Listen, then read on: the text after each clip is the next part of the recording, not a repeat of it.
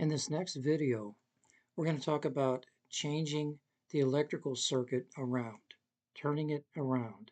It reminds me of how Jesus turned my life around many years ago.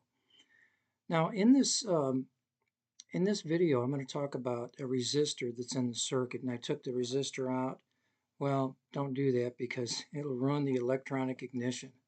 So, and just another point that I wanted to make, I did this with an older tractor a long time ago, and it was a 6-volt tractor, and I changed it over to 12 volts. It didn't hurt the starter. Starter worked just fine.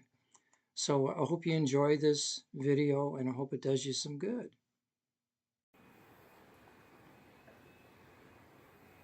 When I first got the tractor, I made up a wiring diagram for it, and I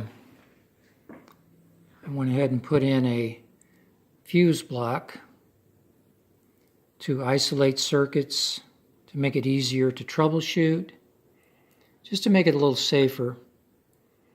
Now, the tractor's a positive ground, which can cause some problems later on if you want to add some more modern equipment to it. So I decided the generator was going to have to come out of the circuit. It doesn't work really very well, and it looks like it's going to have to be rebuilt, so I want to put an alternator on it. In order to put an alternator on this, it really should be changed over to a negative ground. So I decided to change the wiring. So this is how I found the tractor when I first got it, and except for, I did add the fuse block. So I changed the wiring over, and I'm going to put an alternator in later on, this future alternator. I'm going to take the generator out, and I'm changing I changed the battery around, rotated the battery so that it's negative ground.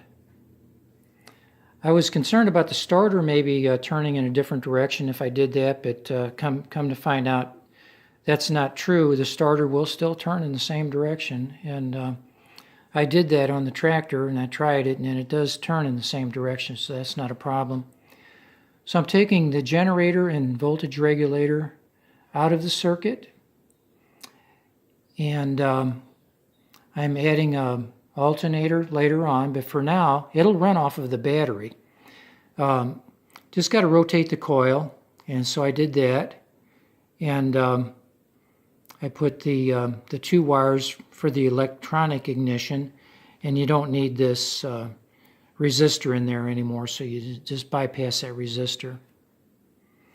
One way to find out if your tractor is negative or positive ground is to look at your